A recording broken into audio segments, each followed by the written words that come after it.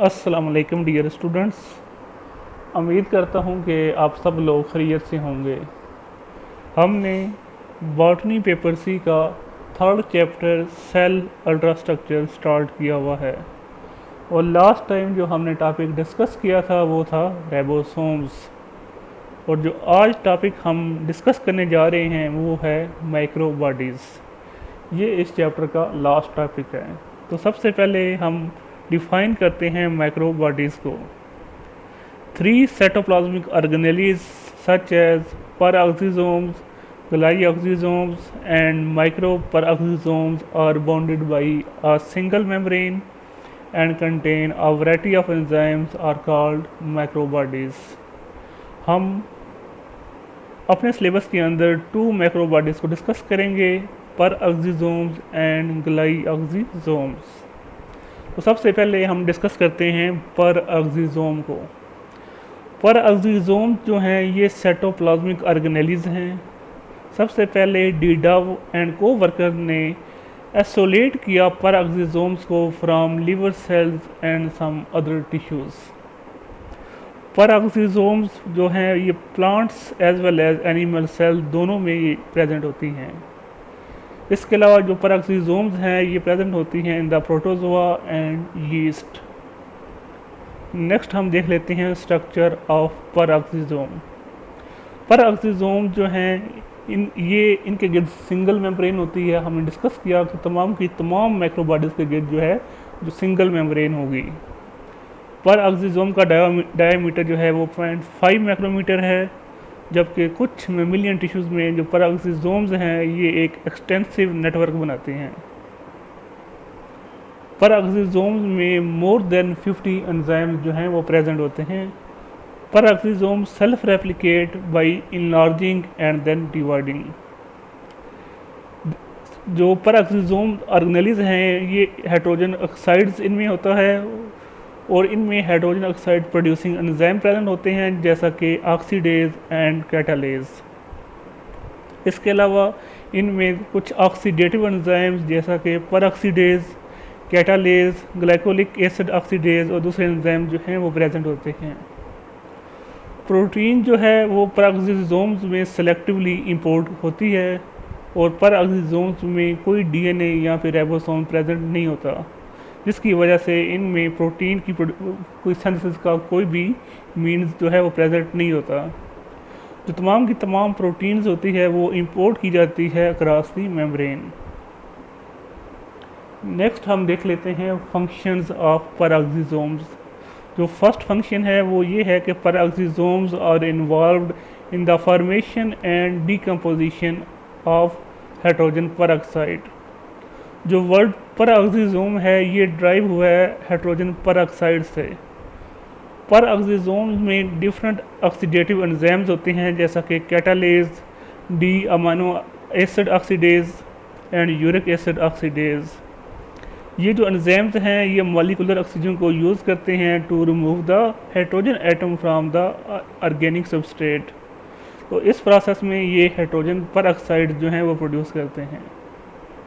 इसके अलावा जो कैटालेज एंजाइम है ये हाइड्रोजन पेरोक्साइड को यूज़ करके डिफरेंट सबस्ट्रेट्स को ऑक्सीडाइज करता है जैसा कि phenol, formic acid, formaldehyde and alcohol. ये रिएक्शन बहुत इंपॉर्टेंट है in the liver and kidney cells, जहाँ पे जो पेरोक्सिसोम जो है ये डिटॉक्सिफाई करती है डिफरेंट टॉक्सिक सब्सटेंसेस को जो कि ब्लड के अंदर इंटर हो जाते हैं। इसके अलावा जब एक्सेसिव हाइड्रोजन पेरोक्साइड हो जाती है किसी भी सेल के अंदर इकम्युलेट हो जाती है तो ये जो एंजाइम है कैटालेज ये उसको कन्वर्ट कर देता है इनटू द वाटर। ये था first function that the peroxisomes are involved in the formation and decomposition of the hydrogen peroxide. Next function है peroxisomes play an important role in the lipid metabolisms. Humans के अंदर जो oxidation होती है fatty acids की जो कि इनकी कार्बन नंबर जो है लेंथ है वो मोर देन 18 होती है वो पेरोक्सिसोम्स में होती है। इसके अलावा यीस्ट में जो तमाम फैटी एसिड्स ऑक्सीडेशन होती हैं वो पेरोक्सिसोम के अंदर ही होती हैं। एक जो मेजर फंक्शन है पेरोक्सिसोम्स का वो होता है फैटी एसिड्स की break down into the acetyl coenzyme A. और ये एक प्रोसेस होता है जिसको हम बोलते हैं बीटा ऑक्सीडेशन। और फिर ये जो acetyl co enzyme A beta oxidation से बनता है, ये फिर ट्रांसपोर्ट किया जाता है to the cytosol for the further use. इसके अलावा पेरोक्सिसोम का क्या फंक्शन है कि peroxisome contain first two enzyme which were required for the synthesis of myelin sheath. इसके अलावा पेरोक्सिसोम जो है ये इम्पॉर्टेंट रोल प्ले करते हैं in the cholesterol and bile acid synthesis. इसके अलावा प्योरीन एंड पॉलीअमाइन कैटाबॉलिज्म, प्रोस्टाग्लैंडिन मेटाबॉलिज्म में भी इनका रोल है।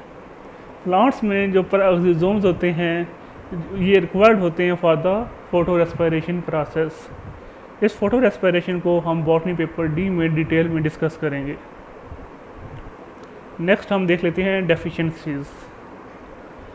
पेरोक्सिसोम्स में जो प्रोटीन की डेफिशिएंसी है वो काज करती है different abnormalities in the brain, जैसा कि ज़ेल्विगर सिंड्रोम।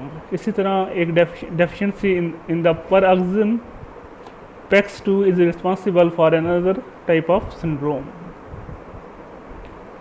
नेक्स्ट जो ऑर्गेनेली हम डिस्कस करेंगे, माइक्रोबॉडीज हम डिस्कस करेंगे, वो है ग्लाइऑक्सिसोम्स।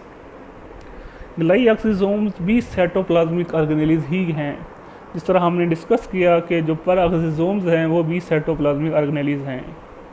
ग्लाइऑक्सिसोम्स are present only in the plant cells. हमने डिस्कस किया अभी कि जो पेरोक्सिसोम्स हैं वो plant cell as well as animal cell दोनों के अंदर प्रेजेंट होती हैं। जो ग्लाइऑक्सिसोम्स हैं ये मोस्ट अबंडेंट होती हैं इन द प्लांट सीडलिंग। जो प्लांट जब सीडलिंग कर रहा होता है तो उस वक्त ये मोस्ट अबंडेंट होती हैं। और जो ग्लाइऑक्सिसोम ऑर्गेनेलीज हैं ये प्रेजेंट होती हैं for a short period of germination of seeds. जो ग्लाइऑक्सिसोम ऑर्गेनेलीज हैं ये प्रेजेंट होती हैं in the lipid rich seeds such as castor oil and soya beans. इसके अलावा जो ग्लाइऑक्सिसोम ऑर्गेनेलीज हैं ये एब्सेंट होती हैं in the lipid poor seeds like P. Next हम देख लेते हैं स्ट्रक्चर ऑफ ग्लाइऑक्सिसोम्स। हमने डिस्कस किया था कि मैक्रोबॉडीज़ जो तमाम की तमाम मैक्रोबॉडीज़ हैं इनके गिर्द सिंगल मेम्ब्रेन होती है। तो डेफिनेटली ग्लाइऑक्सिसोम्स भी जो हैं इनके गिर्द भी सिंगल मेम्ब्रेन बाउंडेड ऑर्गेनेली है। ये भी जो ग्लाइऑक्सिसोम के अंदर डिफरेंट एंजाइम्स प्रेजेंट होते हैं such as glycolic acid oxidase, catalase and number of other enzymes. ये जो एंजाइम ग्लाइऑक्सिसोम ऑर्गेनेलीज के अंदर प्रेजेंट होते हैं ये एनिमल सेल्स के अंदर एब्सेंट होते हैं। नेक्स्ट हम देख लेते हैं फंक्शंस ऑफ ग्लाइऑक्सिसोम्स। जो जर्मिनेटिंग प्लांट्स और सीडलिंग जो है वो डिपेंड करता है on the store fatty acids of the seed for obtaining energy. ये जो जर्मिनेटिंग सीडलिंग होती है ये कन्वर्ट करती है स्टोर फैटी एसिड्स को इनटू दी कार्बोहाइड्रेट्स और वहाँ से फिर ये कार्बोहाइड्रेट से फॉर्म में एनर्जी यूज़ करती है। It is one of the primary activities of the seeds during germination. ये जो कन्वर्जन होती है ये होती है एक साइकिल के ज़रिए जिसको हम बोलते हैं ग्लाइऑक्सिलेट साइकिल। और इस ग्लाइऑक्सिलेट साइकिल के जो तमाम के तमाम एंजाइम प्रेजेंट होते हैं वो प्रेजेंट होते हैं इन द ग्लाइऑक्सिसोम ऑर्गेनेली के अंदर।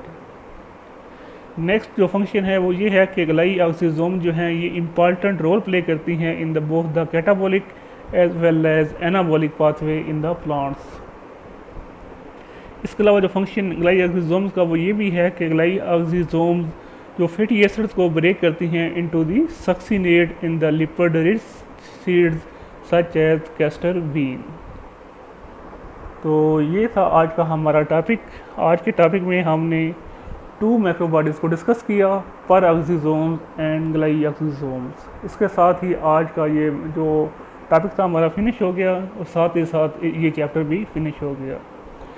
इस चैप्टर के अंदर हमने सबसे पहले ultra structure of plant cell discuss किया, उसके बाद हमने एंडोप्लाज्मिक रेटिकुलम को डिस्कस किया, उसकी 2 टाइप्स रफ एंडोप्लाज्मिक रेटिकुलम और स्मूथ एंडोप्लाज्मिक रेटिकुलम के फंक्शंस भी डिस्कस किए। फिर हमने प्लास्टिड्स को डिस्कस किया, प्लास्टिड्स की 3 main types chloroplast, chromoplast and leucoplast को डिस्कस किया। नेक्स्ट लेक्चर के अंदर हमने माइटोकॉन्ड्रिया को डिस्कस किया डिटेल के अंदर। उसके बाद हमने गाल्जी अपरेटस जिसका दूसरा नाम न्यूक्लियोसोम है उनको डिस्कस किया और उसके फंक्शन वगैरह डिस्कस किए। और साथ हमने वैक्यूल डिस्कस किया था। नेक्स्ट लेक्चर के अंदर हमने राइबोसोम्स को डिस्कस किया और आज का जो टॉपिक था हमारा वो था मैक्रोबॉडीज़, जिसके अंदर 3 साइटोप्लाज्मिक ऑर्गेनेल्स आती हैं, पैराक्सिसोम, ग्लाइऑक्सिसोम, माइक्रोपैराक्सिसोम। लेकिन हमने हमारे सिलेबस में क्योंकि 2 मैक्रोबॉडीज़ थी तो हमने पैराक्सिसोम्स और ग्लाइऑक्सिसोम्स को डिस्कस किया। तो उम्मीद करता हूँ कि आपको इस लेक्चर की समझ आई होगी। इंशाल्लाह नेक्स्ट लेक्चर के अंदर हम जो बॉटनी पेपर सी का चैप्टर नंबर 4 है, न्यूक्लियस एंड क्रोमोसोम, उसको स्टार्ट करेंगे। तब तक के लिए अल्लाह निगहबान।